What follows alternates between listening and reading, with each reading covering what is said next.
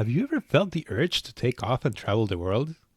My guest, Lauren Rathvon, did just that, and then went on to build a travel business that takes people on meticulously curated and crafted tours that aim to connect travelers with places and people in deeply personal ways.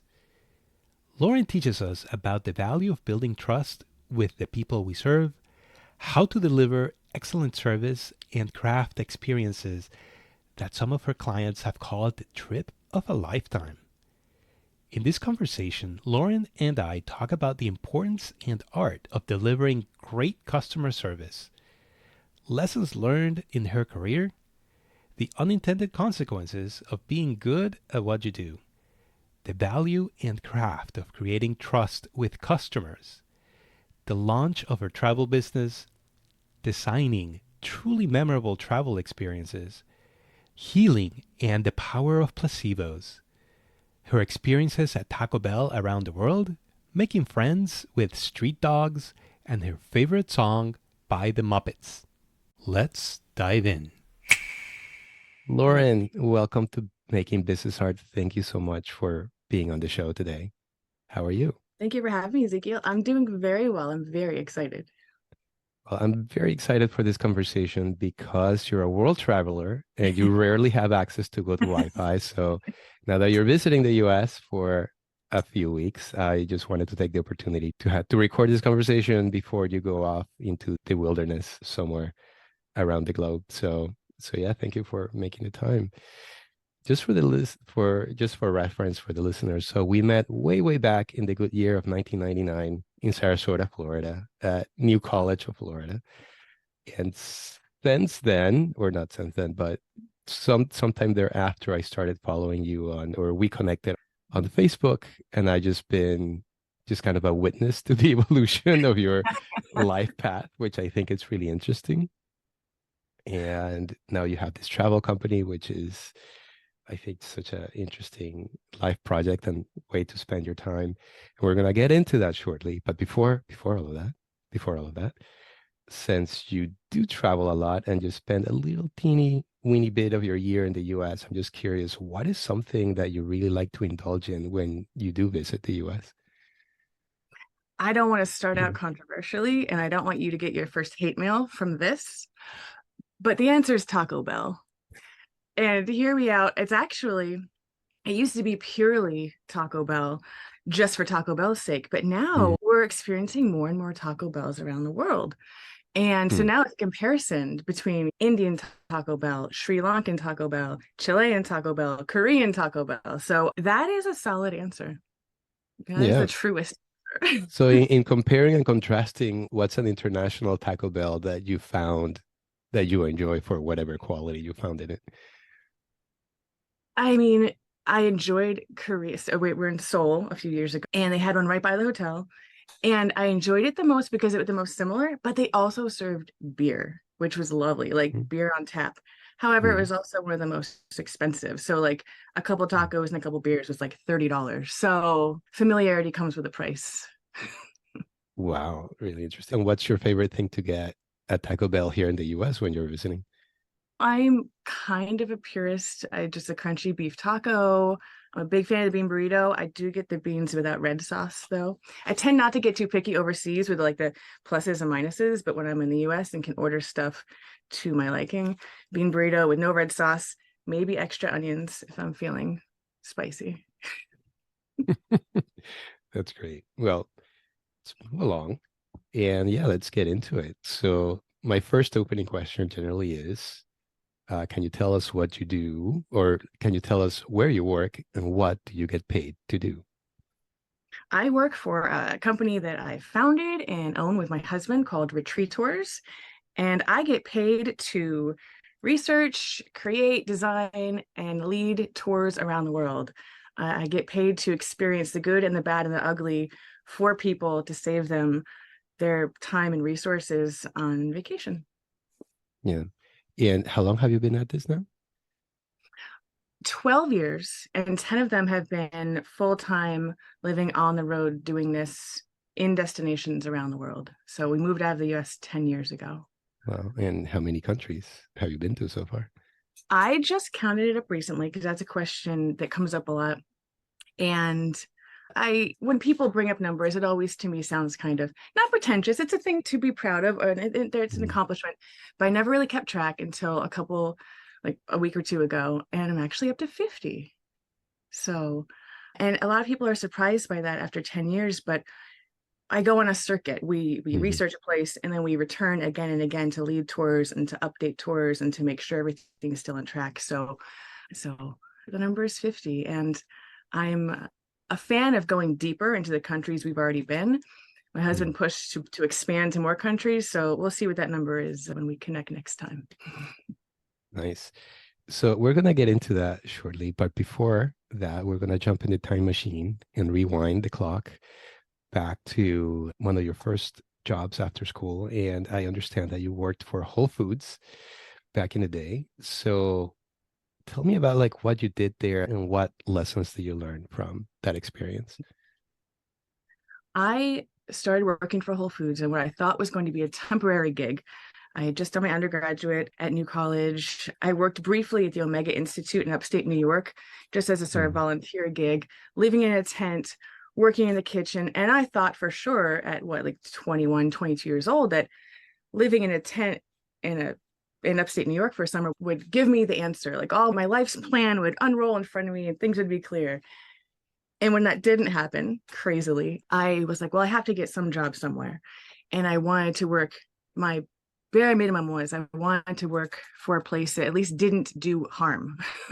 Mm. So in the late 90s, early 2000s, that was absolutely Whole Foods. So I got a job what I thought was going to be just a temporary gig in the specialty department with the wine and the cheese, which I didn't know anything about.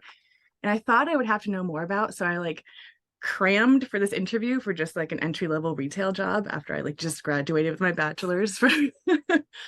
But I got the job at Whole Foods and ended up being there for 13 years. Started in specialty, moved across the country from Florida to San Francisco, and worked in the whole body department, which is more the supplements and body care, Mhm. and went into marketing in that store before then returning to Florida.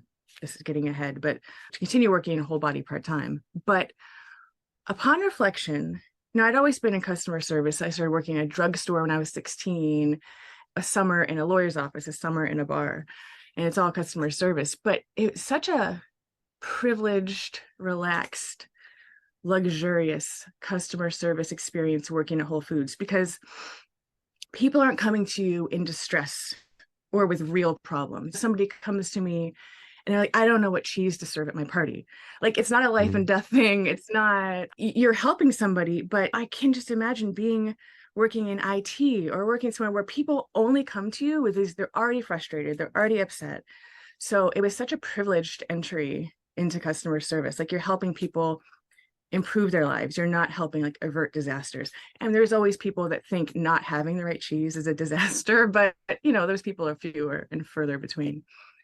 And then so I learned the magic of just genuine, brief customer interaction at Whole Foods. It was such a joy just having the answers to the problems that people had, quote unquote. The lessons changed dramatically as I moved up within the company Mm. and was the marketing and events coordinator in San Francisco, at the time, the only store in San Francisco. And that was in my early mid 20s. And that is when I kind of was able to peek behind the scenes as Whole Foods. It was a big company even back then and a big Mhm. player in a lot of big local events.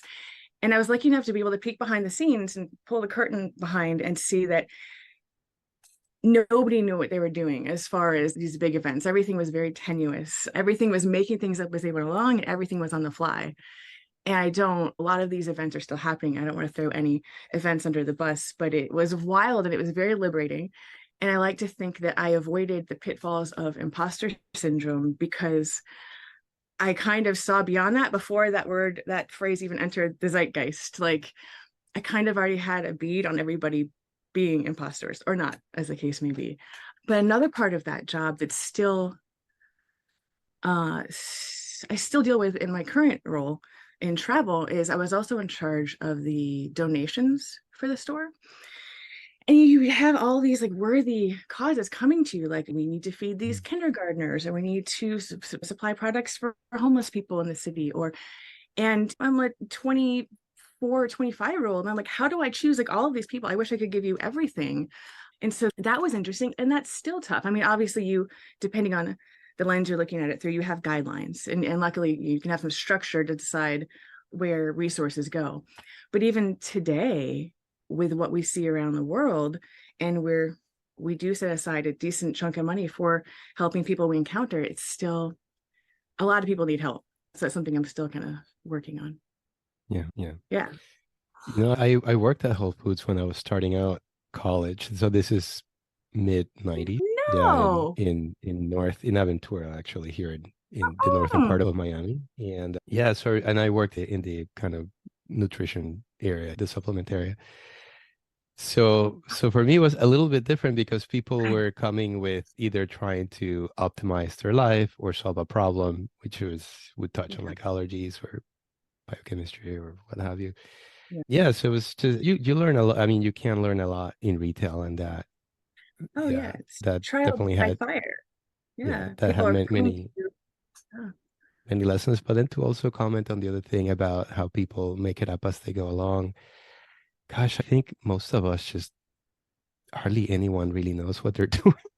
Like we're all making it Right? up as we Yeah, go along. it's Yeah. fantastic. Once you're okay with that and Mhm. you're all in the same boat, like it's so liberating. It's easy to Yeah, forget though. You have to keep relearning that lesson over and over. definitely. I mean, I came up after school. I worked in nonprofit. I worked in government for a while, and then I started doing some private sector. And but I got more of a little bit deeper look into private sector when I was doing the my MBA. And then I realized like, oh my gosh, it's the same human behavior. Because for as much as some people in private sector really take pride in how efficient private sector is supposed to be and so on and so forth, but then it's just exactly the same. There's the same waste and there's the same just chaos. And after being in consulting after a while, you look under the hood of any company and you're just gonna find chaos and just people trying to do somewhat the best they can. And sometimes that Yeah. might be a little bit generous of a reading, but some, sometimes possibly not.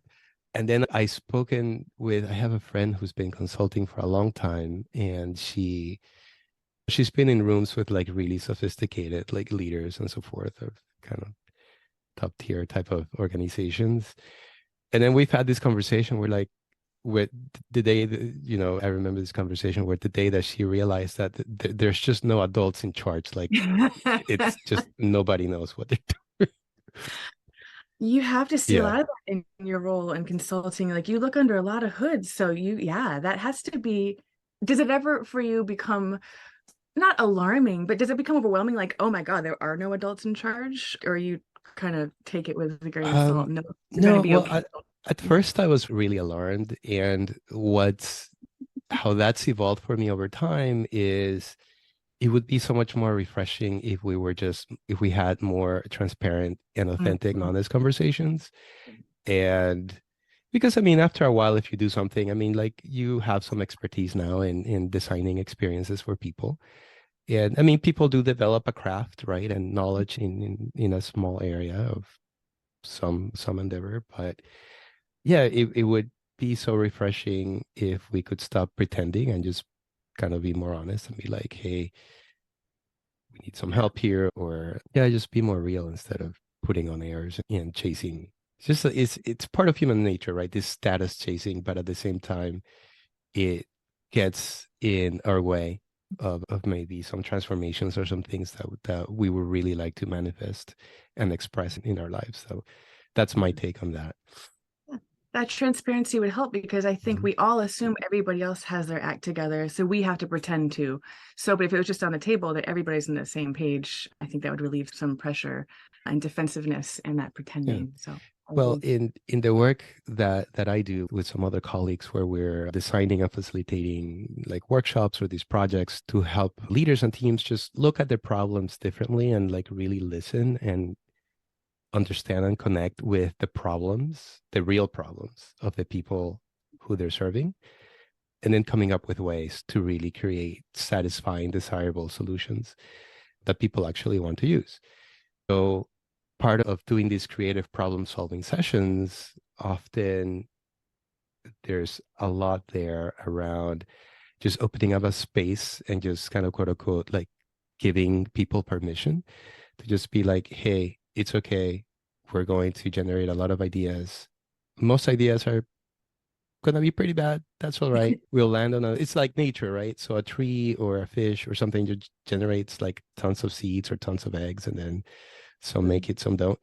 And then just helping, because the frameworks themselves are simple, but it's more about supporting people in being relaxed and being okay with working on something that's really low fidelity and then showing something really rough, like a really rough draft, to somebody else to get feedback. And that's all in service of reducing risk and managing costs, because we just want to validate, does this work, and get some feedback, and then iterate and just keep it kind of low fidelity and like really low cost, low risk experiments for a little while.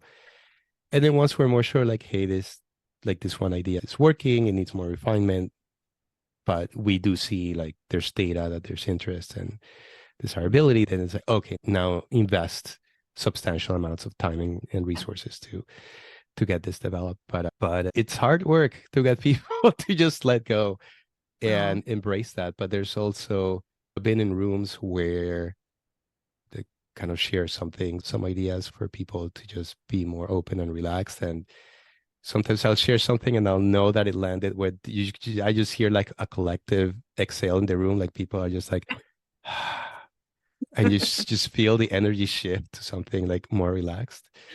And that's awesome, because then you know what, they're going to do some good work if they manage to relax. But anyway, yeah, those are some thoughts and their experiences along that journey. So yeah, so customer service, isn't it all about service and experience in the end? It is. I've long thought that all jobs, doesn't matter what job you have, every job is customer service. And it doesn't matter if you are working at a lovely person that works at Taco Bell and fulfills my order, or you're a teacher, or you're a lawyer, or you're a doctor, or you're a janitor, or you're anything. Like, you are serving somebody, you are serving the public, or you're serving people. And I think that's humbling, because it doesn't matter between working at a drugstore and working at Whole Foods and, spoiler alert, being an acupuncture physician, owning a travel company. Like, I've been doing the same thing since I was 16. Like, I've been serving people. And that kind of clarifies your values, and it kind of clarifies why you're doing what you're doing. You're not doing it for your own gratification. Well, ideally, one, I think, shouldn't be doing it for their own gratification. You're doing what you're doing to serve. And I think it's really important for anybody working to keep that in mind. Yeah. Well, let's go one or two layers deeper, because customer service, I think it's like a Rorschach. Is that how you say it? One of these tests where you put like an ink block on a piece of paper and people interpret different things. So service can mean different things to different people. That's true. If we just stay in the pocket of that period of time in Whole Foods, like what do you think are the components of good service, or what does good service do for a customer? What's happening there emotionally and psychologically? What's your best read of whatever you learned in your time there? I think that's there's a brief transactional based customer service, but I think it still can apply to a broader sense, because people, a couple of things. Let's see. I want to say people want to be heard. That's obvious. That's just life. That's not business. I think what I even mean, which goes deeper, is people want their needs to be anticipated. From a Whole Food standpoint, they want the shelves stocked with the things that they want in a place where they can find it. And they want somebody around to clarify any questions they have. I think so. What is that? In addition to everything being customer service, it's also, you're solving problems. They want their problems to be solved. Whether the problem is, you were right when you talked about working in whole body with the supplements, the whole body department, and people coming to you with a little bit more urgency than people looking for a cheese or a wine. But it's still a problem to be solved I'm getting so like down the rabbit hole in my brain because I love this question. I think I forgot the base question. What do you think about that so far? No, that rings true. I think people want you to anticipate and solve their problems as much as possible. There's still some deeper things in there that we'll explore Yeah. down the road of your journey, but I just wanted to get like a brushstroke there. Like Yeah. what were your Retail level, I think, yeah. especially from a Whole Foods grocery perspective, a transactional perspective, I think that's the top layer. Like they want their problem solved, needs anticipated. I will say, and I'll be happy to go down to deeper levels later, kind of like we're going through like the business customer service inception, or going down like deeper in deeper levels. I think part of having their needs anticipated, if you do it well, if you do it artfully, I feel like they don't even know that you're doing the work. And I think for some people that could be dangerous for their challenging to their ego when that work isn't recognized. If you're doing any job really well, it shouldn't even look like traditional work, quote unquote. It should look seamless. And while that is satisfying, there's also satisfaction in seeing your work recognized as well. So that's just another thing we can revisit down the road. No, absolutely. There's something around even in design, like I think great design, great craft just kind of disappears and becomes invisible, and you just kind of enjoy what it is. And it's the proverbial, you make it look easy. It's like, Yeah. oh, like a comedian, like, oh, you just get on stage and you just Yeah, talk for right. 5 minutes. It's like, well, yeah, go try that. And Yeah, that's when the I could do that comes out, right? And this yeah, whole like, exactly. indignation, like you get paid for that. Yeah. Yeah. In fact, even during MBA, I remember this one visiting executive was telling us a story of, I think it was an energy company, and the CEO in the energy company, IT was running so well and there were no problems that the CEO decided to just fire the chief technology officer because it's like, oh, this person's not needed.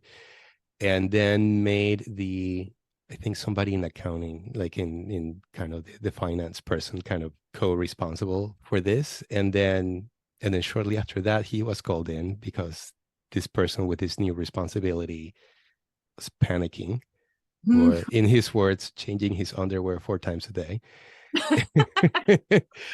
And Not normal. No. and then we were just having the reflections and conversations around, yeah, IT was working really well because this chief technology officer was like on top of it. And once he was fired, yeah, it didn't work very well. So Imagine that somebody doing their job well, and that's why there's no problems. yeah, exactly. So I mean, it's a really interesting observation how you do your job so well. Like you're so good at your craft that the quote unquote, the work becomes invisible in some way to people. Yeah.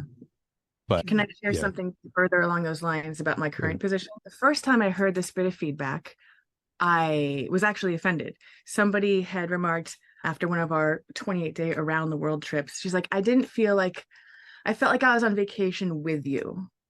And I kind of immediately took that apart and I was like, oh no, like it didn't appear that I was working. And she thought that we were just screwing around and having a good time. And I don't think I took it in the spirit it was intended. And it stuck out to me. And then I started hearing that more often and more often. And I realized that's a really good thing that Yeah. I'm creating these experiences for people where it doesn't feel like I'm giving orders from high above, or I'm not micromanaging people, or I'm not separate, I'm not apart, that they're just I'm hanging out with them and I'm with them on this experience. So it's funny that a comment that I really took to heart and it really twisted in my gut for a while. Initially, I came out the other side and I was like, that's one of the highest compliments. So that is because I feel like I do my job pretty well and people don't see the work that goes into it. So it feels like we're just on vacation together, which is Yeah. lovely. Yeah, absolutely. I take that to mean like your kung fu is really strong. If somebody's telling you something like that, that's amazing. Wow. Because that also speaks to just a deep level of trust and comfort. And that is just gold in terms of experience. Because I think trust is one of the like most valuable things we can establish between and among people. Yeah. So that's Trust amazing. is such an inherent, I think we take trust for granted in not only all of our human interactions, but particularly in business and in customer service. Like when you go to, I'll keep using Whole Foods as an example. You go and you ask Mhm. somebody, what is the best cheese? What is the best vitamin D that my body is going to use? Like you trust they're going to give you the best answer. You always trust that people are going to give you the best answer, that they have the most up-to-date knowledge, that they have your best interest at heart. And that is a lot to assume. And I don't necessarily think it's always safe to assume that in all situations. But there is that unspoken trust. Every time you enter a store or business, you are putting your trust in that person. And from the other standpoint, if you are that person doing that job, you shouldn't take that trust for granted. So staying up on your industry and being able to answer to the best of your ability, or finding that answer if you don't know, honoring that trust and that relationship is really crucial. And I think both parties, both as customers and customer service providers, we can't take that for granted. Yeah. Well, I came across a neuroeconomist some years back that was pointing out how there's a correlation at a national society level between trust and prosperity. Then I thought Mhm. about it. I grew up in Latin America, which is not a very high trust environment overall. And it made me think of the contrast between when I lived there and then visiting the US and eventually immigrating to the US. And in the US comparatively, over time, there is a greater amount of trust of compared to where I grew up. And I noticed that does allow for more transaction, more exchange of value. Because if you're guarded all the time, Yeah. there's just a lot of vetting and yeah, the exchange of value, there's just like a lot more friction to things being able to happen. And then those are situations where like word of mouth and being in social networks becomes everything because you only Yeah. hire somebody based on like 5 recommendations from very trusted people, et cetera, et cetera. So yeah, it becomes harder to just hang a shingle and be like, here I am to do business and start to do business. Whereas in the US comparatively, there's strong institutions. If somebody doesn't pay you, there's some institutions, some way to maybe get that enforced or to Yeah. have some recourse to Mhm. address that issue. And in some of the Northern European societies where there's like a lot of trust, I think the levels of prosperity do correlate. And then in societies where trust is very low and there's a lot of crime and lying or cheating, then we Yeah. do see that there's more widespread poverty, etc. So That is fascinating yeah. and it makes absolute sense. And it's self-perpetuating in a way. I'm just kind of thinking about this out loud for the first time, but in places that prosperity isn't there, people are going to be more desperate to put food on the table and do anything they have to do. And that's where the scams and the theft comes into play. So it's hard to build trust without prosperity too, in some sense. So Yeah. I'd be curious how to escape that cycle. That's really fascinating. If you can figure that out, you'll do very well for yourself. That's a Let me hard write one. this down real quick. Okay. Yeah. Well, so let's kind of move forward in your journey. And I know then at some point you took a turn to study acupuncture and Oriental medicine. What drew you to that? It was not on my radar at all. So when I was working at Whole Foods in South Florida, in Plantation, actually, a coworker, I had a cold. I was always sick. I had colds more often than not growing up and into my Mm, 20s. And a coworker gave me these what looked like orange M&Ms, and it was his bottle of pills. And he swore on it. He mm, was like, "Take these. They're going to help you." And I was like, I respected him, so I was like, "Okay, I'll take them." But this is nonsense. Nothing's ever helped before. And I took them, and it like stopped the cold in its tracks. And I was like, what kind of like magic pills did you give me? And it was a Chinese patent formulation. It was Chinese herbs. So I started looking more into that. And I realized at the time my insurance covered acupuncture. And I thought, well, let's just go whole hog. Let's just see what this medicine's all about. And I didn't think I had any issues to deal with. So I just went to this guy, the only person on our insurance plan at the time, went to his office and had acupuncture, thought it was interesting, and kept going because I actually I love going to the doctor. I don't go to the doctor ever, but if it's covered by insurance, I'm like, yeah, like the more input I can get about my body and my performance, like the better. So I kept going and I kept going. And I didn't think there was any difference, but I thought it's free. Why not? And at the time, I was briefly living with my parents again in South Florida. So after I graduated from New College and before moving on, but I came home from acupuncture one day after like 4 visits. So like after like a month. And my mother says to me, and this has become such lore in my head now that I don't even know if this is true or not, but I believe it was true at one point. She says to me, don't get mad at me, but you've been a lot nicer lately. And I was like, and I didn't get mad, which I guess was a big thing. And I was like, you know what? I haven't been like hollering in traffic. I've been a lot more relaxed at work. And I suddenly like took a step back and could see that I have been a lot nicer lately. And I was like, wow, if acupuncture can help with stress and irritability and anxiety, like this is a powerful medicine. And then so I continued to go to acupuncture, and it just hit me one day on the table. I can remember it so vividly. It was in Hollywood, Florida, and this window was facing west, and there was a storm coming in over the Everglades, but it was still sunny where I was. And it was a full body feeling like you have to pursue this medicine. You have to practice this medicine. And I fought it for a long time because I didn't want to go back to school. I certainly didn't want to take out student loans. So I wrestled with it for a long time. Finally, long, torturous story short, finally got up the nerve and I moved to San Francisco to pursue an education in acupuncture and Oriental medicine. Once I got out there, once again, got extremely cold feet, specifically financially. So I continued when my career path in Whole Foods kind of took an upswing. Spent 3 years in San Francisco, realized I still do have to pursue this. So I moved back to Sarasota, Florida, and enrolled in school, kept up with Whole Foods. That's when I moved to part-time and whole body. And so, yeah, that's how I was drawn to it. It went from not being on my radar to just being this revolutionary force and tool in my life. So yeah, it took me, and I'm grateful that it took me across the country. Even though I didn't go to school in San Francisco, I wouldn't trade those 3 years for anything in the world. So I was happy that it took me out there, even if it ultimately landed me back in Florida. Yeah. So then you finish your studies, now you're practicing acupuncture in some ways.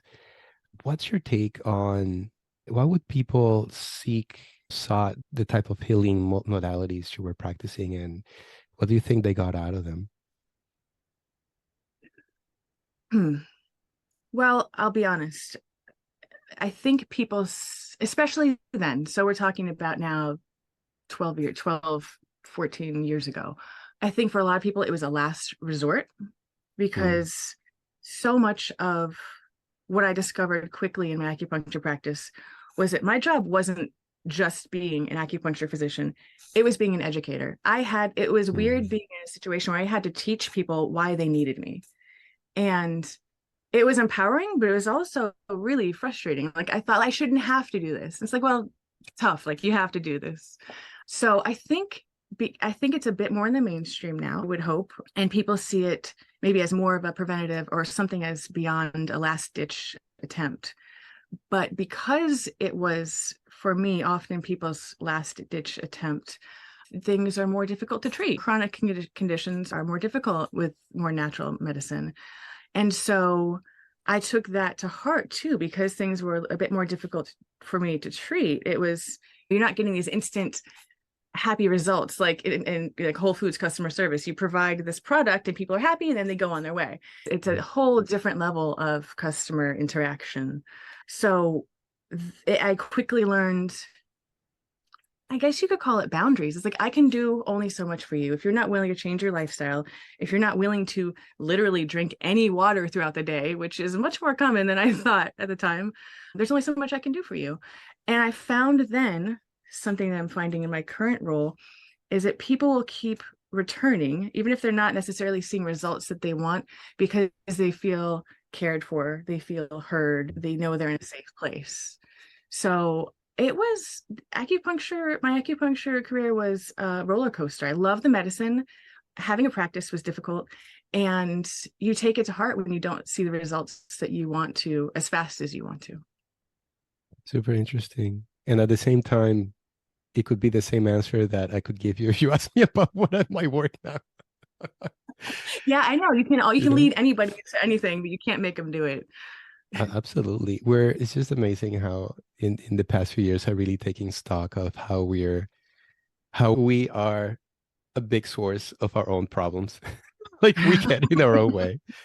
It's like if we could only change our habits or like some perspectives, it would make a big difference. So, and I say that for everybody because this applies to me and probably most people I've come across. Yeah, it's amazing. And then the amazing thing is at the end of the day, even with Western medicine and any other healing modality, it's really the body that heals itself. You're kind of just Yeah. enabling the body to do that. In the rare exception where there's like some very invasive intervention that needs to happen to, like, say somebody didn't amputate some arm that's going to cause an infection or something very extreme and severe, but for the most part, Yeah, kind you're of enabling. Yeah.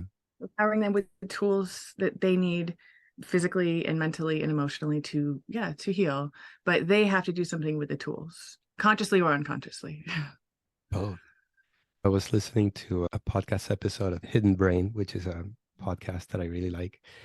And they had an episode on placebos. And one of the stories there was this lady who had really severe irritable bowel syndrome, so IBS.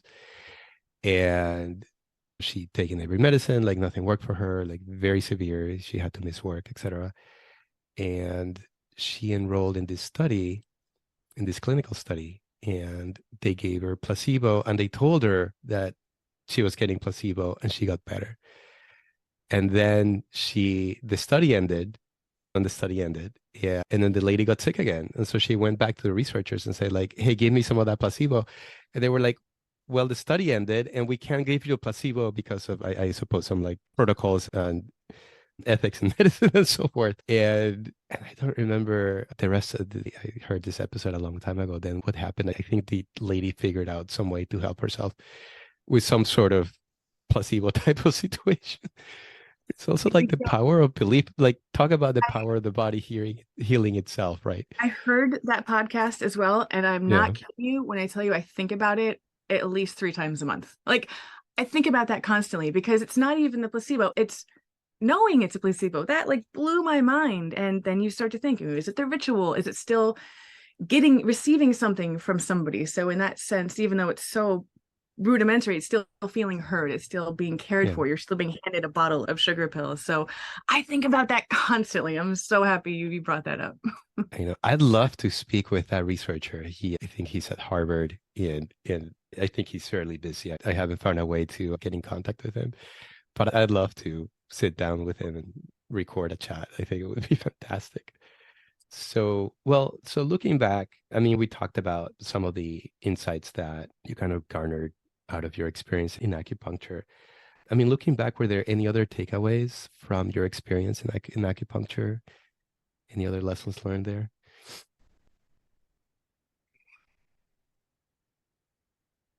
I think so many just you can't. That's a tough one, actually. I think in every business, you hope that your tribe finds you. I guess you can't be everything to everybody. And so where there is an acupuncture school, there tends to be a glut of acupuncturists because after 4 years of schooling, you've set down roots, right? You have a house, you have friends. And so there was just so many acupuncturists practicing in my town. And it was nice because in a way, the people that you were going to resonate with kind of found you. That's the ideal, at least. So learning that early on, like you're not going to be a good fit for everybody, I think that is a good lesson generally in any business. Yeah, no, that's a great one. Is there anything else about people and helping them heal anything else there for you that you haven't shared yet?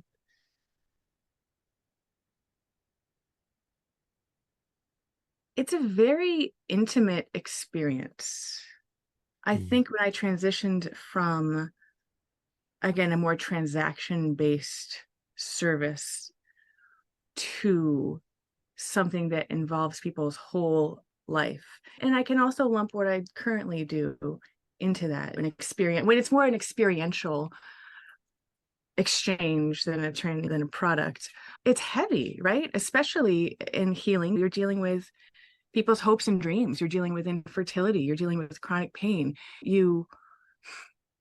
It's really heavy, and it is an honor to be trusted. Again, there's that trust comes into play. It is such an honor to be trusted with people's well-being. I'll always be grateful for my patients who put that trust in me, for sure. As I am with our current guests who put their trust in me as well in some potentially big, scary experiences. Yeah. Well, I'm definitely hearing some things that I'm sure you took into your current work. So let's talk about that. So let's talk about retreat tours. Where did the idea for retreat tours come from, and how did you start that business? So I was not a well-traveled individual. I did not come from a family that traveled, come from a very, I don't think they'd be offended to say, a nervous family. So taking family vacations and driving 3 hours across the state of Florida, like that was a big deal, right? So travel was never on my radar. In 2010, I started dating my current husband, BJ, and he was extremely well traveled. I had taken around the world trips pre-internet, if you can imagine that, which I cannot, although I know a lot of folks did. And that was a passion of his. He was very good at it. He didn't do anything professionally, but one of his jobs, he was in the social work field, but he also owned an import store in Sarasota, Florida, which is also where we met. I bought all my little Tibetan refugee made necklaces there. But he did bring people with him on buying trips abroad because people would ask him. And so he was very good at making itineraries and leading people abroad. And he was actually planning a trip to India when we first started dating. So I promptly invited myself and saw how masterful he was handling himself and others in these, what at the time to me was just wild environment. Like you could have said that you dropped me on the surface of Jupiter and I'd been like, yes, I see that. I see that for myself. Like it was just so foreign to me, which sounds silly, but it's true. And so that it became a question about how can we do this more frequently. Instead of, I had 3 jobs at the time. I was an acupuncture physician. I taught at the acupuncture college that I went to, and I was still working at Whole Foods, and he had his 2 jobs. So we were using up all of our vacation time and any potential profits flying to these places to lead tours. And it was very bold in retrospect, but saying, well, the only way around this particular problem is that we have to be in the places where we're leading tours. We have to live there. And the only way we can live there is if we actually live there. We can't be paying rent in the US. We can't have any other expenses. So we made a secret plan. We didn't tell anybody. We made this decision. And for 2 years, we saved every penny with the idea we would move full-time out of the US and really build this business. And we did. And thank God we did, because in hindsight, like what a dumb idea, right? Like not dumb, but like you look back and you're like, what was I thinking? And thank God it worked out. It did. However, it was much more difficult because at the time when BJ owned the store, a self-selected audience would come in, people attracted to that aesthetic, the Southeast Asian aesthetic, people with expendable income. And they would say, oh, take me with you on your buying tours. But once we moved out of the US, we became just another faceless internet travel company. So how retreat tours came about, and specifically, it's easier to see it than to hear it, but we blended retreats and tours and kind of mashed them together. We knew we needed that personal connection because we were talking about trust, right? We're still this faceless internet company, but how can we garner that trust? Well, we thought if we work with, say, yoga teachers, they have that connection and that trust built in with their clients. Yoga teachers can bring their clients who they know personally on tour with us. So it's almost that trust by proxy, if you will. Also kind of sounds like a multi-level marketing scheme, but it's not. That was something that when we approached one of our first yoga teachers about it, as we're explaining the concept, I'm like, I promise you this is not a pyramid scheme. It's like, you find 7 people and they find 7 people. But it was an important way to still take advantage of that personal connection. And it worked. So we had yoga teachers leading yoga retreats / tours. And part of that was that when we looked at what was on the market at the time, these yoga retreats and these other retreats, they would put people in one place inside one studio for a week and then send them home. And it's like, you spent all that time and effort and those resources getting to that location. Like, you should probably see the greatest hits in that destination. You should probably see a little bit more of the culture and the landscape and everything there is to experience there. And so we really prided ourselves on combining the sort of depth of a retreat with the breadth of a tour. And those were our roots. Very nice. So what does retreat tours offer today? Like, what's been the arc of the evolution of the business? It has, and to be honest with you, the retreat tours, that part of it was also an arc. That wasn't when we first left the US. We thought we would just be doing regular old vacations. So retreat tours was a way to quickly solve a problem, that problem of being anonymous on the internet. So we did that. And the benefit of that was then once these guests are on tour, you're connecting with them directly. So that trust is being built between us directly and the guest. So the guests say, hey, I love yoga retreats, but all of my vacations don't have to be yoga retreats. Like, what else do you do? And it's like, oh, we also do X, Y, and Z. Like, we also go to the Galapagos, and we go to India, and we go to Egypt. And so we quickly had these repeat guests who were then bringing their friends and bringing their spouses. And it was lovely because it's so nice to travel with people for the second, third, and fourth times, because you know what they like, you know the things to look out for, to point out to them what to expect. I had to laugh. I had somebody emailed me yesterday. She's been on many tours with us, and she likes her coffee a particular way and at a particular time. And she wrote to ask about that. And it was funny. I was like, I'm already on the lookout for you. Like, I'm going to assess the hot water pot situation and all the rooms. Like, it's fun. It's like traveling with family. Well, it's better. Like, it's traveling with family, I think, can be more frustrating for people. So it's better than traveling with family, getting to know people. But we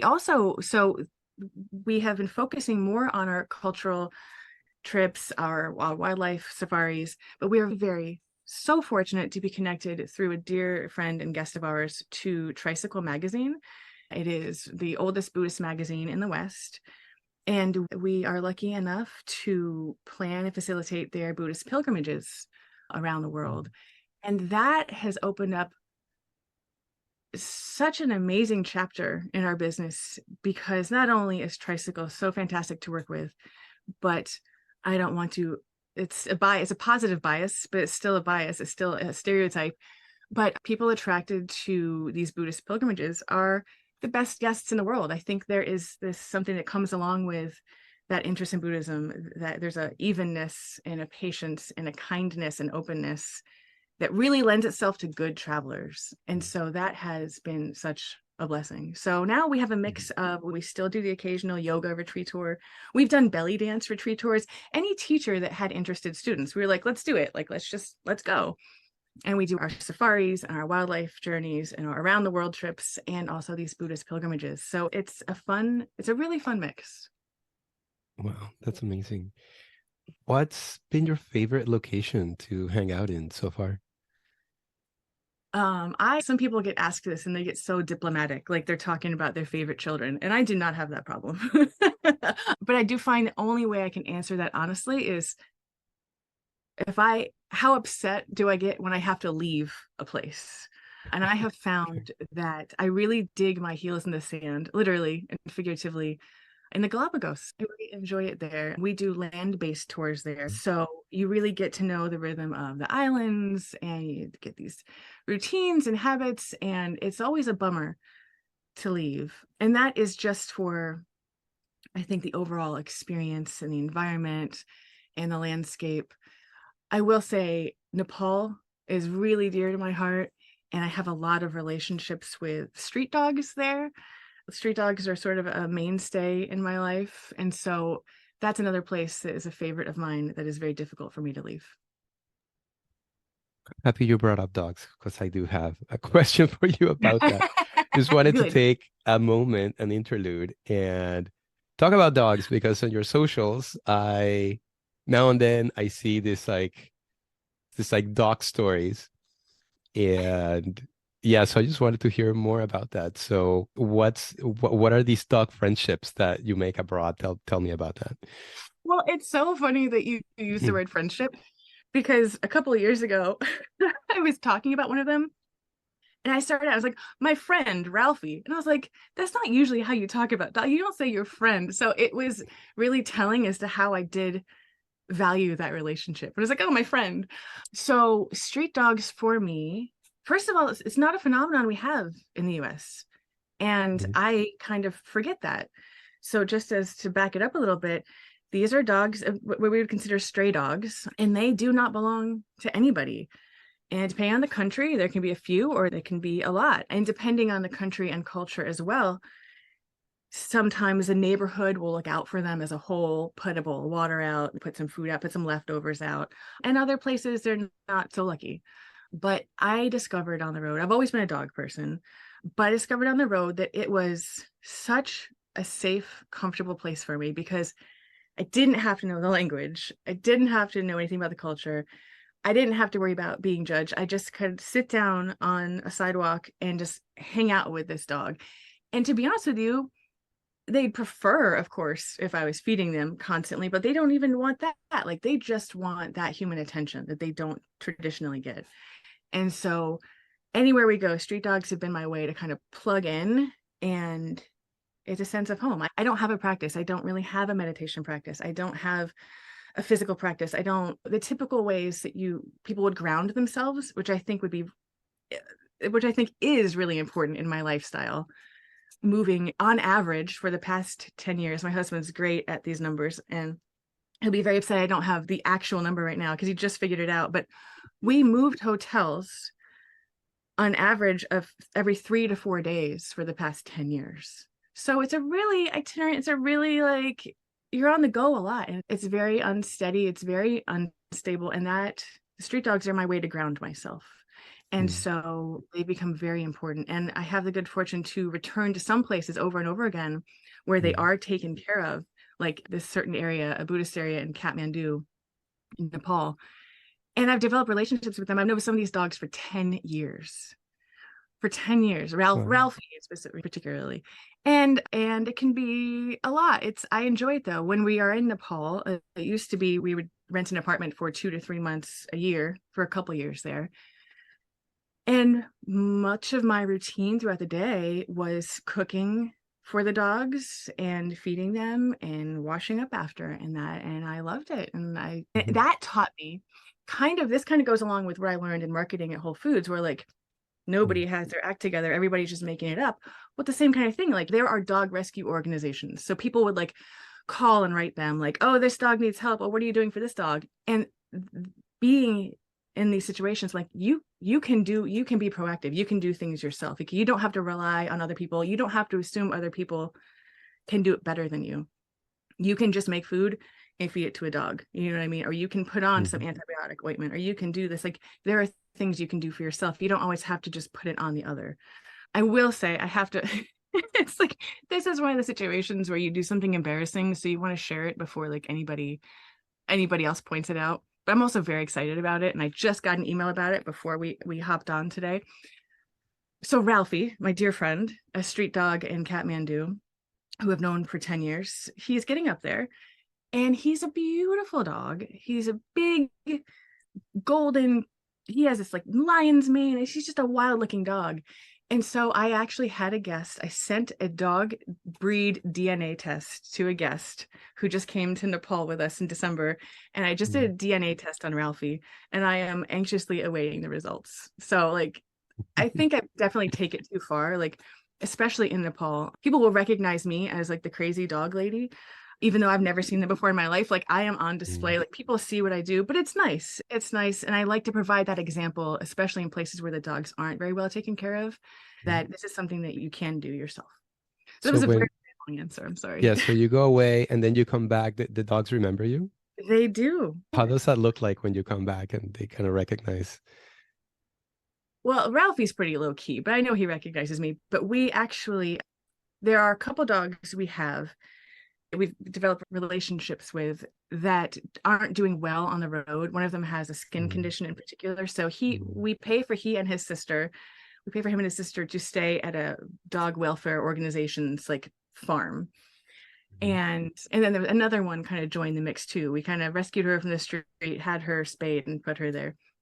And we were just there a few weeks ago, and we got there for the first time in this little farm area.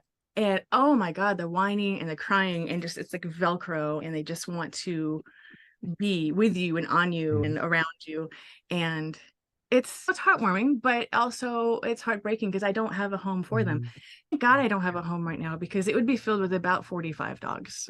Because how do you pick how do you pick who to save? So it's kind of, I'm privileged that I can pay to have them taken care of if need be. Otherwise, I would be in trouble. So I might see an animal rescue organization in your future. Maybe you'll run one of those after you get tired of traveling. I need a lot of help with that, but yeah, who knows? I know dogs. I mean, I love animals, and dogs can be such great friends. And it's just like, it's just so pure because it's just about just the love and care that you exchange with each other. And there's no like, with people like the status seeking on all the other things and transactions, and you did this and that and whatnot, is they just want to hang out and some food and water, and that's about it. It's really interesting to expose people to street dogs for the first time sometimes in their lives, because you get to see, especially if you spend a lot of time with them, they each have their own personalities, and because they're free, they get to choose who to spend time around. And you see these relationships develop between dogs and who they don't like and what kind of food they prefer. And it is funny how it varies culture to culture. So again, Ralphie, for example, I'll spend all day cooking this rice and chicken and egg and like vitamin dish, and it's really healthy and it's still hot from the stove. And I'll try to feed him, and then somebody else will come by and throw down a handful of this like cardamom infused rice, and he'll devour that first. I'm like, well, you can take the dog out of Nepal, but you can't take the Nepal out of the dog. So it's cool to see dogs making their own choices. Absolutely.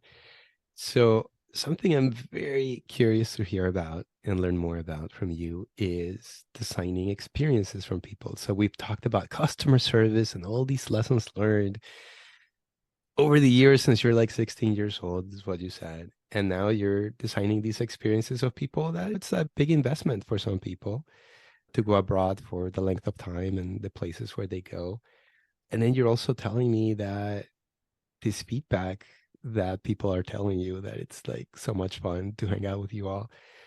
Yeah, so let's talk about designing those experiences for them, and tell me, I'd like to hear about kind of your thinking about it, the choices that you make, and around this whole process of designing travel experiences for others.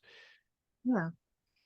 Well, like you said, it's a big investment, and we don't take that for granted. And we try to be good stewards of all people's resources. It's not just money. It's the time, not only time on vacation, but the time preparing for it.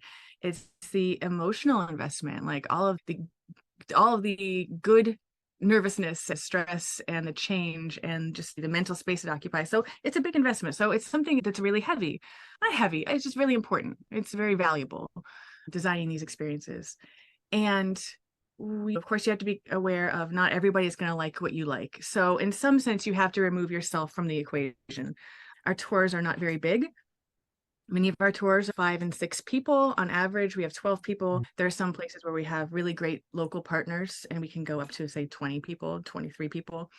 So you're still looking for the common denominator, like what's going to make the most people the most happy. Knowing that, especially once we do know our guests, we can insert little things here and there, like a special trip to a library for a librarian, or a special trip to a garden for our botanists. So it's one thing to take yourself out of the equation, but also to know your audience. And the majority of our guests are Americans. And we really take a lot of pride in designing our itineraries. We take everything into account and then some. So we plan around meal times, and we plan around bathroom breaks, which is funny because I see so many itineraries. Like, my hobby is just like seeing what other people are doing. And I literally think, like, when are these people peeing? When are these people eating? Like, this itinerary is trash because you have to take these human things into account. And because we live on the road and it is our life, it's not just some, okay, let's just toss all these big sites into one day and you see them all in one day. Like, we understand the reality of how long it takes to get into a vehicle, get out of a vehicle, park, walk to the restaurant, order the food, eat it. So they are very practical itineraries that take people creature comforts into account. We're not going to have people eating lunch at 3 o'clock. I mean, there are some cultures that do, but if we're eating breakfast at 7 or 8, like, we're going to feed people by 12 or 1. And that is always sort of a guiding light. Like, we have to keep people happy just as in their bodies, and we can't make them exhausting. So I think something that we learned early on is we have to build in downtime. And when I say build in downtime, I don't even really mean I do, but I don't mean an option for downtime, because so many people have this FOMO, this fear of missing out, that even if you say, like, there's an option for free afternoon, they're still going to take the other option. They're still going to go. They're going to wear themselves down. They're going to get tired. They're going to be exhausted. So as much as we can, because these are all adults that make their own choices, we tell people, like, now you rest. Now you go to sleep. Like, now you have to take a nap, because we know people's inclination is to go. So the choices that we make and the space we hold, the structure we build, at the very foundation is to keep people healthy and happy, even if they don't know that's what they need. Like, it's like, I assume parents, I don't have any children, but you're providing this framework. Like, I know you need to eat at this time to be happy, and I know you need to rest for a certain time. So we make that framework. And from there, it's just an embarrassment of riches, right? Like, what do we fill your time with? And it's amazing. So depending on the destination, sites and interacting with local people, and it's really hard to edit our tours because there is so much goodness to experience. What do we want people to experience without it being overwhelming?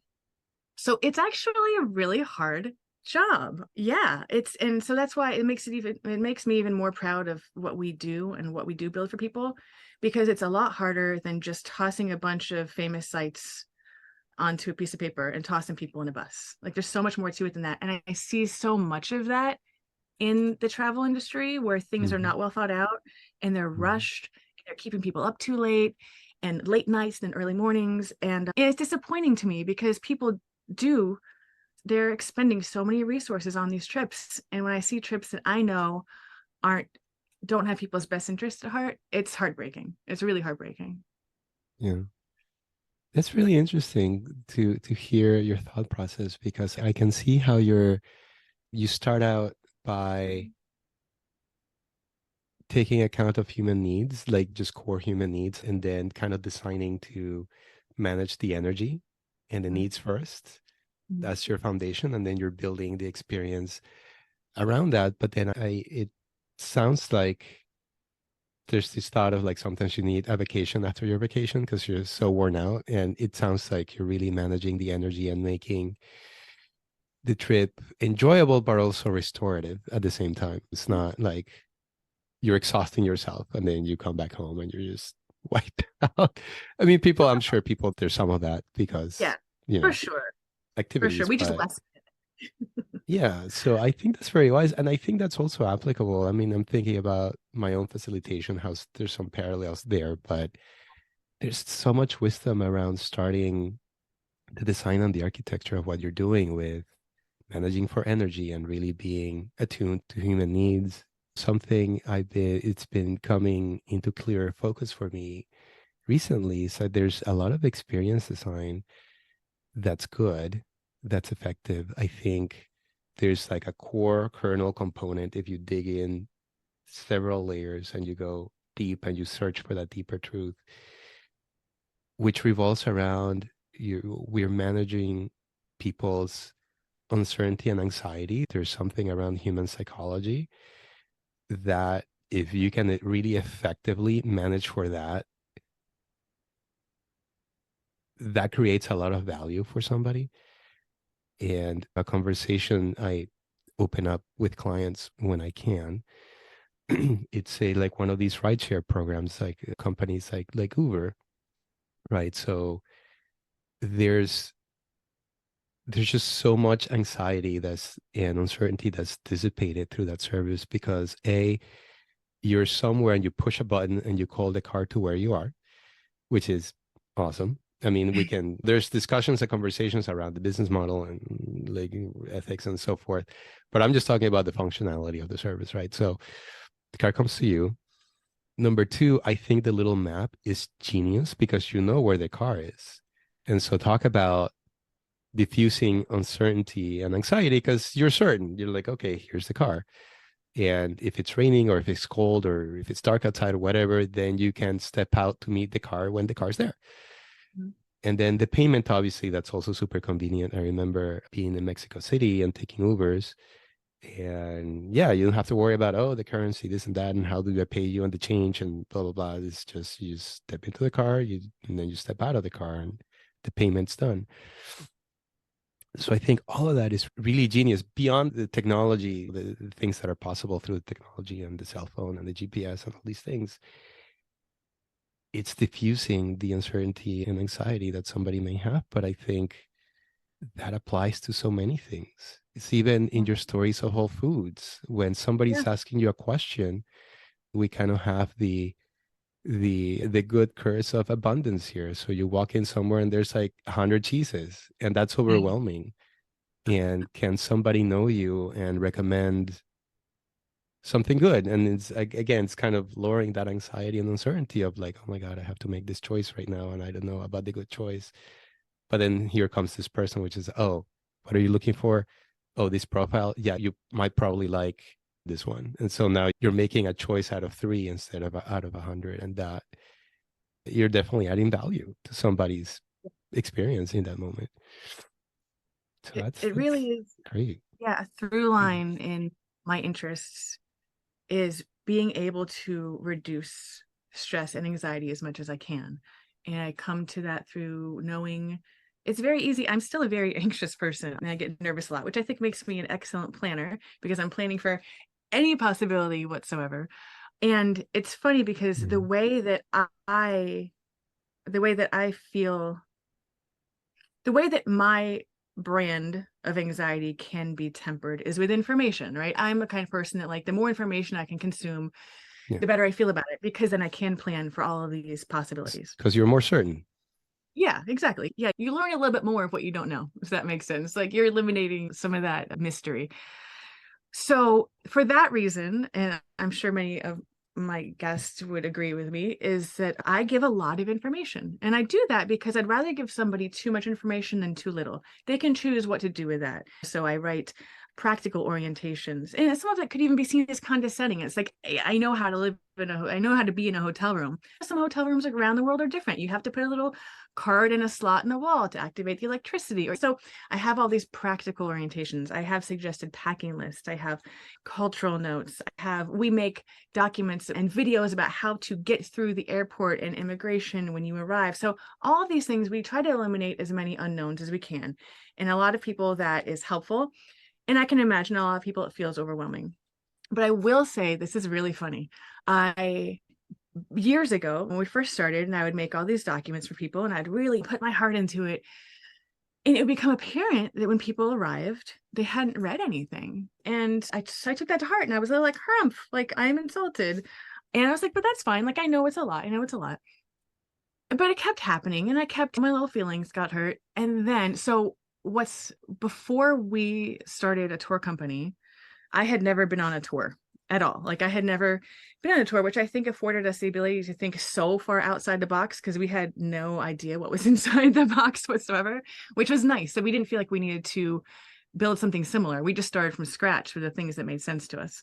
But anyway, so I went on tour just in Bhutan, because in Bhutan, you have to have a driver, you have to have a guide, you have to stay, everything is made for you. Bhutan actually is a very interesting high value, low impact approach to tourism. It's a little bit more expensive, but they're able to maintain a little bit of the environmental and cultural integrity that way. So anyway, so this tour is lined up for just my husband and I in Bhutan.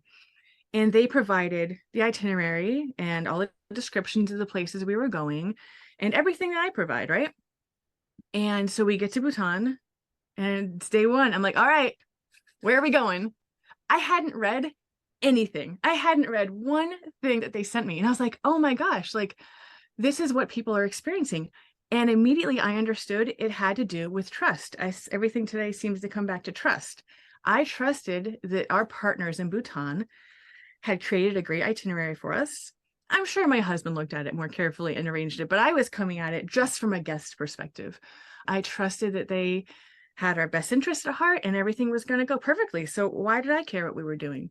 And that was a huge shift for me. And so now I know that the people that need that information to feel comfortable, they're going to take it. And the people that just trust us to provide a fantastic experience, they're not going to read all of it. And I'm not insulted by that. I take it as a compliment, and I take it as them an implicit just trust. Like they trust we have their back. So Yeah. I'm really happy that happened. Well, that makes me think like maybe just the fact that you have all that information available is already signaling to them, oh, these people know what's up. That's true. That's true. If it wasn't there, they might be like, what? Do you guys know what's going on? But once they have these like dozens of documents at their email doorstep, they're like, oh, okay, like they've thought this through. So that's a good point too. Just the presence of all of those resources is kind of calming. So I'd like to hear a little more. So digging into the architecture of your experience design there. So you're recognizing human needs, you're managing for energy. Like I think that's very wise and very smart. And then you're getting to know people and doing little like special experiences tailored to their interests. So I get that. Tell me a little bit more about over 10 plus years, any patterns that you have noticed around what kind of touches or moves or delight people in these tour experiences that that now you have become intentional about? Well, I will say so much of it is about our guests being able to engage with local people wherever we go, because that's what it's all about. Like it makes it more real once you know somebody that lives in Egypt, that lives in Nepal. And it's nice. We hand select our local guides because we're always there to facilitate. We're kind of also there to be like cultural translators to kind of, especially for our American guests, like to help explain like what they're seeing in the context that they might be familiar with. So we select our guides, our local guides, we know they're going to be that first face, that first ambassador of that area. And people love to know the basics. This is a really good question because we find it's the same questions no matter where we go. People ask our guides and ask locals about the school system, right? They want to know what ages kids go to school, what times they go to school, what's mandated, do they have to wear uniforms? Like that comes up a lot. We also bring a lot of educators on trips, it seems. So it's not surprising, but they want to know about schools. They want to know something that is precious and a little heartbreaking to me is when we are in rural areas, people want to know what they're seeing, like what crops are growing, what is that? And I get it because I'm the same way. Like I didn't grow up around farms. I don't know what zucchini looks like when it's growing. So seeing people like ask these basic things about the landscape, it really goes to show how far removed a lot of people are in this country, particularly from their food sources. Because I think our guides think it's like they don't think it's a silly question, but I think they take for granted, like, well, everybody knows what rice looks like in a field. Everybody knows what wheat looks like. Everybody knows what.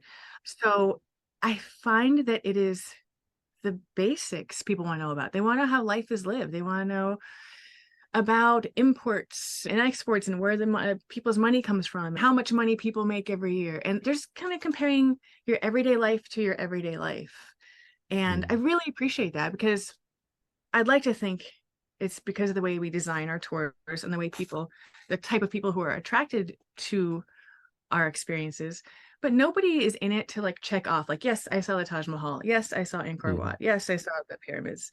All of our guests are very interested and genuinely curious about everyday life in all these destinations, which is really heartwarming. And it's really nice when they get to meet somebody from another country or another religion or just another culture that they wouldn't have met before, then that connection is made. In the beginning of our travels, it was really important to me to bring people to Muslim countries because a lot of people I know had never actually met a Muslim person before. And then once you're just in someone's house and their grandma's making you food and you're hanging out with their kids, you're like, oh, it humanized. It's the basic connection of humanity. How everybody is just more humanized is such a fulfilling part of the tour. And I'm glad that our guests are interested in that. Nice. So you're designing to like facilitate that communication, that Yeah. sharing and connection for them. Yeah. What keeps guests coming back to your tours? Because on your YouTube channel, I checked out a couple of things, and I think somebody said this is like my 7th time. And that's amazing. I mean, props to you, because I know. that kind of repeat customer that's just a wonderful testament to your service and the value that you're providing for people. But what keeps people coming back? We're so lucky. And I say this in jest, and it is entirely in jest, but it's funny that we'll have some tours that are all, or if not all, 95% repeat guests. And I'm like, guys, we need to meet new people too. Like, we can't. And it's such a validation. I like to think that it's just, we do a good job. They feel cared for, they feel safe. I mean, travel can be overwhelming. I mean, there's so many unknowns. It can be a very scary experience. I think if you've never taken a tour before and you take one of our tours first, you're going to have a great time, but I don't think you're going to appreciate the nuances of what we do. So oftentimes what we'll do when people arrive to a new country, we'll give them some small bills, which are traditionally very hard to acquire in a lot of these countries. So we'll give them small bills to, if they see a snack on the road, or if they want to give to a donation box, or if they need to buy an extra bottle of water when they're not with us. We make it all inclusive, so you don't have to worry about like, how much am I supposed to tip this person? What do I do? I think it's the people who have been on other tours or who have planned international travel for themselves who are like, oh my God, like this is beyond. These are things I wouldn't have even thought of. So it's really validating when people who have traveled a lot are like, I'm never going to travel anywhere again without you. And we've heard that many times. And I'm like, well, I hope that's not true, because we don't go everywhere in the world. Like you have my blessing. Like I won't be offended. It won't be cheating on us, but anywhere we do go, we'd love to have you. So it's just that sense, like they know we have their back, and you build relationships with people. So this lifestyle on the road, it has the potential to be very isolating. I love my husband very much, but he's the only other native English speaker I'm ever around. And we are around each other 24 hours a day in one small hotel room. And so when we are on tour, that's our time. That's my time to socialize and get to know people. And our guests are, I don't know how we're so lucky. They're so fascinating. These people from all walks of life do the most interesting things. I mean, countless, this isn't a gauge of worth, but so many of them like have Wikipedia pages, which just fascinates me. I'm like, oh my God, you're so cool. So we get to hang out with the coolest people. And that, I mean, by then, obviously we're working during the tour and making sure everything is smooth, but the hard work and the planning is done. So when we're on tour, we really do get to really go deep with our guests, and we form deep relationships. One of the things that was the most touching over the global lockdown in 2020 was so many of our guests reached out to us and said, are you okay? Do you need anything? Do you need money? Do you need a place to be? And I was like, would people be reaching out to me if I worked at XYZ bank? Or like, it's wild that people are seeking us out and saying, what can I do for you? And that was like so touching. And it's very moving. We have some of our dear repeat guests, they've passed, they've died. And it's always remarkable how hard that hits, and what a hole that creates. So the relationships we make are real, and I think people can sense that. And I think that leads to a lot of repeat guests. Yeah, absolutely. I remember just sharing the observation with like interns way back when I was working in government, and just saying like, regardless of what field you're in, if people like and trust you, that's kind of the core of being successful later on. So, and it does sound like you all are very present with your guests. And I think that's part of the trust building process. Whenever I've heard things about commentary on very charismatic people, and like say Bill Clinton, independent of whatever somebody might think of him on the political side, it's just very consistent. Like, oh, when he's speaking with me, he makes me feel like I'm the only person in the room. That's the comment I've heard. So it's in whatever way and I've heard that of other people, other like famous people as well. So being able to kind of marshal that presence with somebody and make that connection, yeah, that goes a long way. And that also requires that you need to have the good intentions of really creating value for that person. It's not you just trying to get their money or be transactional, which unfortunately it's a lot of that in the business world and elsewhere. Always has been and probably always will be, but there you go. Yeah, when people can sense that's not your motivation, I think that goes a long way. I think that goes a long way. Yeah. So let me just dig a little deeper and then we'll move on. Is there, like, looking back, so, since you're 16, you went to school, you did all this work, you're doing this really interesting work now, and you have these relationships and you get this feedback and so forth. Is there anything else that you've learned about human nature through your work that you want to reflect on? Wow, that's a big one. That's a doozy. A simple question. It's a simple question. No. Well, and I want to think about it not just through the lens of our guests, but everybody I've been able to encounter all over the world, that people mean well. We were just talking about intentions. People are not so, this is such a cliche thing to say, but I have direct experience and can tell you with certainty that everybody just wants to be safe, to be happy. They want enough food for their family to eat. People are good, and we have so much more in common than not. And that is such a trite answer, but maybe it's cliche for a reason. It's so true. We've met some of just the most kind-hearted people in our travels. I'm gonna take the focus away from our guests because I've gushed about them enough. But we have some partners around the world that, like, I would trust them with my life. I would absolutely trust my life, let alone just having them plan some trips or add vacation extensions for our guests. I would absolutely trust them with my life. And I don't know that I'm in a job where I meet so many people, but I can't think of anybody I met while working in the US where I would immediately say, like, yes, I would trust you with my life. Just from a business perspective, like, obviously when you work somewhere, you get to be friends with somebody and that relationship evolves into something else. But just people that you strictly know through business, there's some just the most upstanding, kind people filled with integrity around the world. And that gives me hope because people are ultimately good. So yeah, it is a simple, it is a simple question and it's a simple answer. People are good.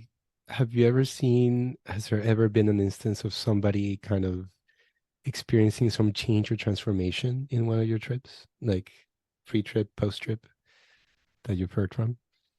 Yeah, I would like to say the most common experience that I hear from people, not only after the trip, but I can see it happening halfway through the trip, is that they start taking a lot less for granted and they start appreciating the small things that they never would have thought of before they left for this journey. So clean water, somebody that was with us in India and Nepal last month, she wrote us when she got back home. She's like, I'm able to, like, brush my teeth with water from the tap and, like, drink from the tap. And she was so excited about it. Whereas how many times did she just drink from the tap for decades without thinking about it? And people are, I think, they're more conscientious about consumption and waste. And this is very specific, but garbage, trash is something we end up talking about a lot on our tours because we go to places where trash collection is not a priority. People, and providing clean water and providing toilets, that's a priority. And so it looks to people, we're now conditioned in the West and in the US to see trash and immediately, like, ooh, like, that shouldn't be there. But when the reality is these countries don't produce a fraction of the trash that we do, but ours is just out of sight, out of mind, and it's hidden away.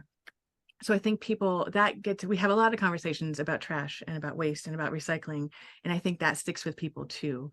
And just being more conscientious about and grateful for what they have. And our guests are so kind and filled with gratitude to begin with, but it even heightens that, I think, when they get home And we were talking earlier when I was doing marketing at Whole Foods and was responsible for the donations, and how heavy that was. And you're 25 and you're like, who do I give these resources to?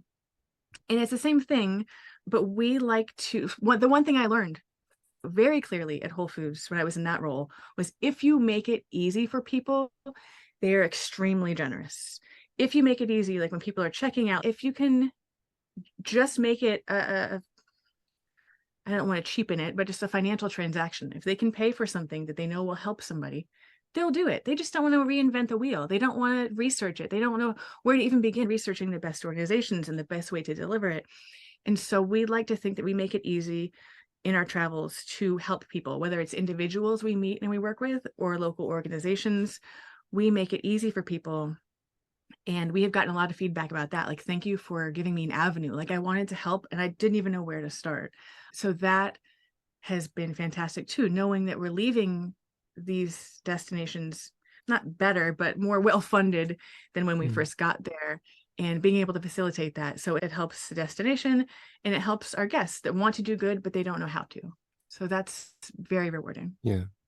Yeah, it's really interesting. Like a topic that I've been wanting to do a deep dive on and I just haven't found more resources about is this whole sense of care, like care in the design of a service or product or the delivery of it, and how that makes a huge difference. And like people, again, independent of other lateral issues, like some of the designers at Apple, they really kind of develop that ethos of when people see care expressed in what you're offering them, it does connect with some people, and some people will really value that. Yeah, that's fantastic. Something we do too, besides caring for our guests and caring for the locals and the destinations we go to, all of our tours, we decided we had a lot of time in our hands to think in 2020. We didn't go anywhere. We were in a safe place. We were in Mendoza, Argentina, in an Airbnb for 7 months. And we had a lot of time to think. And we decided that we were going to triple carbon offset all of our tours going forward. Actually, even a little bit into the past. We had actually lucky enough to get one tour off in 2020, in January 2020. So we started with that because it's the least we can do. And as far as I know, it's still far beyond anything anybody else is doing in the industry.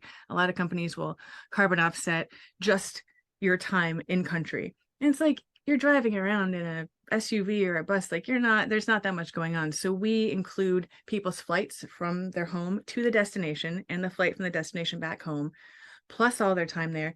And then we triple it. And that is literally is the least we can do, because I know that is something that concerns people with air travel, and they don't want to be a burden to the destination. They don't want to be a burden on the earth. And we very carefully, my husband's very good. He is in charge of kind of hand selecting the carbon offsetting projects that we contribute to, and we try to contribute to them in the countries we go to as well, kind of a double whammy. So I think that care you're talking about, if the care is built in for people and planet, and a lot of people, they don't care about that, but the ones that do, and I think for some people it is eye-opening. Like, they don't really realize that maybe this is something I should be looking for in a tour company. So yeah. Great. Well, Lauren, the name of this project is Making Business Art. So I'm curious, what just bubbles up for you when you hear that phrase? What meaning do you make out of that? Making business art. So my mind immediately goes to like the art science spectrum. Like, there's a dichotomy, right? Like, there has to be this duality. And I think about business as more of an art, because, or at least the way I practice it, it's more nuanced. It is, I feel like the unknown, especially in my field, the unknown is an unspoken medium or collaborator in every piece. And I think when you approach business like art, it's more personal. And so you invest a lot more of yourself in it. And that's why you take it more to heart, and you have a lot more writing on it. So any feedback, like when I took that piece of feedback so hard, and when one guest said, "Oh, it's like I'm on vacation with you," like, I immediately took that to heart, because I wanted that to be a good thing. So I feel like approaching business as an art It's making business art, approaching business as an art. I guess that's how I'm translating it. It's more nuanced. Like, it's a dance with the unknown. There are many times in our business where international travel has its hiccups, and you have to dance with that hiccup, and you have to just flow around it. You have to find a way around it. And I think that is where it's an art, because it's so subjective, it's so nuanced, and it's very fluid. Yeah. Yeah, I bet you do a lot of taming chaos. Yeah. Yeah, But behind the scenes, you'd never know it. of course. Backstage, that all happens backstage. Yeah, I mean, I landed on this kind of conclusion, I don't know, like probably mid-aughts, that like all business is show business. I kind of started to make Yeah. those connections. And partially because like in my work in government, I could see in other agencies and other initiatives, I was recognizing that just throwing information at people and or wagging the finger at people saying like, thou shalt do this or don't do that. I kind of got hit pretty quick, like, wow, that really doesn't work. And there is a substantial contingent of people that continue to do that, and they just haven't apparently landed on that recognition or done much about it. It's very frustrating to witness that. That's sad. I feel so far Yeah. removed from, I guess, what I would have to say, like, just the conventional business world, because I've never really been in it. And so that makes me sad. And I'm happy that Yeah, but you I'm see in it a in position where I policy, don't have, you yeah, know, yeah. you see it in policy, you see it in insurance, you see it like pick your sector. And one of the reasons I really wanted to record with you and then definitely vet it and unpacked in this conversation is that you do make business art, and like you sounds like you're a very intentional architect of the value and the experiences that you offer to people, and there's a lot of care and intent behind that, which are two key ingredients to making something really great. And I think that's lost sometimes to people. Some people just really dial in on like, how do I make money? Yeah. And to borrow the words of, I think it's Friedman, this professor from Darden Business School, money is like red blood cells. It's our bodies really need red blood cells to be well and to function. But it doesn't follow that our lives is about making red blood cells. So I think likewise, money is this tool, it's this oxygen to lubricate the exchange of value and goods and services that we need, but it doesn't follow that that's what life is about. Life is about what you're doing, like connecting with people and creating experiences. Yeah. I really like So, that analogy a lot. yeah. Yeah, that's great. We don't get to take the money when we go, but maybe we take our memories and our experiences with us. Yeah. You I know, mean, money that's where is energy. As far as I'm concerned, I don't have a house. I don't have a car. I don't have keys to anything. I wear the same things all year. My money, like any money I make, it goes to street dogs. Like, I'm very honest about that. And a little bit in retirement. Yeah. So I don't need a lot. I don't need a lot to survive. And so I'm grateful. I don't need to be motivated by that. I'm very fortunate. When we are in the States right now, I'm in my parents' house. Like, I'm in a place where I still have support. Like, it would be a different story if I was living hand to mouth, but I'm lucky enough to be in a position where we keep our expenses low by living on the road. And so I really do see money as just another resource to help do good, kind of being a conduit. So yeah. It's like any other tool. It's neither good or bad. Is what you do with it. And hopefully, when I think of somebody being successful or starting to achieve success, what I think is, or what I wish for them is like, I hope that you have really good people around you that will look out for your best interest and kind of make the best of those relationships and being together. Because the money can facilitate some really good experiences for us, but then it's just so common to hear people who make a lot of it and yet they're really miserable still. So it's not so much about what we find in the accrual of that tool, but it's really about what we do with it and mostly how we carry our relationships. Thank you for sharing those reactions, Lauren. So we're coming up to the end of our conversation, and that means our lightning round, and have some silly questions You're welcome to pass, but I do encourage you to play. Okay. And oh gosh, this first question, we'll see how you address this.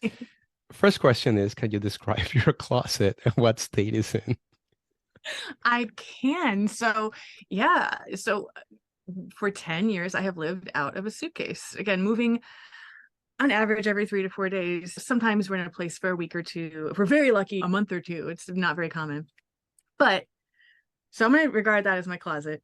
And it's very organized because if you have not traveled with packing cubes, if there's one takeaway from this whole podcast I want people to get, never mind about business, never mind about art, it's packing cubes. They're these little, basically bags you put in your suitcase, and they're like drawers for your suitcase, essentially. So you can keep all your shirts in one and all your underpants in another and all of your vitamins if you're me, because you can't take the girl out of the natural supplement world. I carry a bag of vitamins and herbs around all year. So my suitcase, which I call the blood sausage because it's big and red and overstuffed and round and disgusting, is organized. Now, that said, I am at my parents' where I still have a closet of stuff. And we don't have much stuff. I still have one closet. And I will say, in the spirit of your question, traditionally my closets are a mess. If it's a success, if things are on a hanger, that's a win. And the hangers are all akimbo and nonsense. So the spirit of your question is they're trying to be orderly. They're on the borderline. Okay. Well, next question is, what's the last piece of media that you loved? And that can be a book or a movie, a podcast, an article, or anything else. I'm going to be difficult and I'm going to change the word media to the delivering medium. I love TikTok. I love TikTok so much. TikTok has honestly, this is so cliche, but renewed my faith in humanity. It hasn't renewed my faith in humanity, but it's God bless the algorithm. The things I see are so creative. They're so funny. I laugh out loud by myself on a regular basis, watching the things that people think of and then create and put out into the world. I can't get enough. I mean, and I know I've set timers for myself on the app, and it tries to kick me off after I set my limit at 45 minutes, which is really long. But I am honestly, I have nothing but glowing things to say politically, privacy concerns, and all that aside, the things I see, the creativity I see, and the shared connection, that thing where you see a video and you're like, oh my God, I know exactly what you mean. That happens to me. That shared connection on TikTok, it warms my heart. I love it. I love it so much. So it sounds like an evening of TikTok with Taco Bell and curled up next to a street dog. That's like awesomeness. Oh my God. That would be beyond awesomeness. Are you kidding me? That's hilarious. What is something that inspires you? I think kind of to ride on that last question, it's authenticity. And authenticity is important in general because to reflect back on what we started the conversation with, about transparency and everybody admitting that none of us really know what we're doing. All authenticity is good, but it's that authenticity and creativity where somebody's doing something that's weird, conventionally weird and out there, and they don't know that they're going to have a receptive audience when they do it, but they're still making these things. They're still creating these things. That's really inspiring to me because I never really had, I always say I never really had a real job. I've worked since I was 16, but I've never had a career path. So when we started in this business and I thought, well, I have to put on this air of professionalism, and I had to act for a few years because I thought that's what I had to do. And I realized I would rather be disliked for who I am than liked for who I'm not. And so bringing more and more of myself into our business, into my interactions with guests and locals in the destinations where we are, is helpful. And I always need reminders about that. So seeing people living their best weird lives, authentic lives, especially when it's out there. I think it's when I see things that are out there, it reminds me that's good. You can be out there and have an audience. Yeah. I think we share that one. That does inspire me as well. What's a song or band that you must play during a road trip? Living on the road, you think I would have a good answer for this. I'm always on the road. It's rare that we have our own vehicle and are driving or in control of our song, of our music. There's not one, but I will say in the beginning of my adventures on the road, when we did have access to that, I didn't even know this song. And I don't even know if my husband knew this song, but there's a Muppets song called Moving Right Along. And Fozzie and Kermit are like, you can find the video on YouTube. They're like on a road trip. And it's this like back and forth between Fozzie and Kermit, where I definitely identify with as Fozzie in my relationship. My husband is definitely Kermit. And so we did play that for a few times. I think I'll have to bring that back, actually. I Oh my highly God. encourage it. Moving Right Along Like, by the Muppets. best answer ever. Now I'm gonna have to look that up. So I love the Muppets growing up. Oh, you'll like it. All right. And finally, what do you want to see more of in the world? There's a great word that intimidated me for a long time, but I kept coming across it, especially in our travels with Buddhists, is equanimity. And it just seemed like this really big, nebulous word to me, equanimity. But at its heart, it's just maintaining that composure or that calm, whether you're faced with good or bad things. It's not being reactionary, I guess. And even though it's used a lot in Buddhist circles, there's a lot of roads up the mountain, right? There's a lot of ways to equanimity. And so I think to be less reactionary, I'd like to see more self-acceptance in the world, because I think there's a defensiveness that builds a wall. Kind of, again, it goes back to what we were talking about, thinking everybody else has the answers and you're just kind of pretending. There's a defensiveness that comes sometimes when you either take things too personally in the business or personal world, or you feel less than, and there's a defensiveness that puts up walls and makes you reactionary. And so I'd like to see more.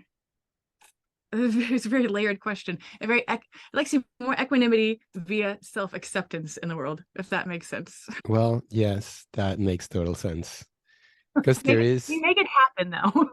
yeah, no, I've been doing some of that inner work myself. And like lately, it's the more you accept yourself, sort of like some of those stories that weigh on you kind of start to fall away.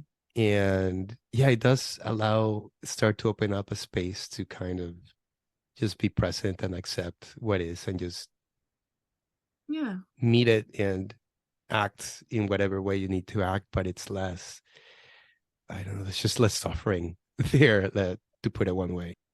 Exactly. So it makes total sense. Well, thank you. Well, in closing here, I'd like to open up just space for you to share things that you have going on that you want to share with listeners, and also where can people find you? Yeah, well, they can find us online at Retreatours. It's RETREATOURS.com. So the word retreat and tours, but with one T in the middle. It's something like that will get you online. We'll get you to us, and all your social media at the same thing. And yeah, I mean, I think we lead pretty good tours. I would encourage anybody that wants to see more of the world and learn more about themselves through the lens of international travel to check us out. I'm very proud of our Around the World tours. Mm-hmm. They're very special. They're very ambitious. And they work. It's not for everybody, but these are tours that go to 7 to 9 countries around the world, seeing the best ofs and still allowing downtime for rest or self-exploration, things like that. Shopping, we vastly underestimated how much our guests like shopping because we're not big shoppers. So that's something that's kind of funny. But we do good tours. And if you want to travel yourself, you can still check out our website and look at what we have on the itinerary and save yourself some time. You know that we vetted everything in the area. So feel free to steal our itineraries if you're traveling yourself.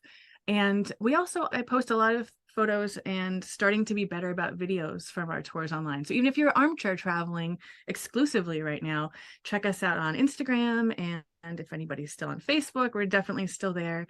And we'd love to have you. Yeah. Except if you travel by yourself, you miss out on the fun of traveling with Lauren and BJ, right?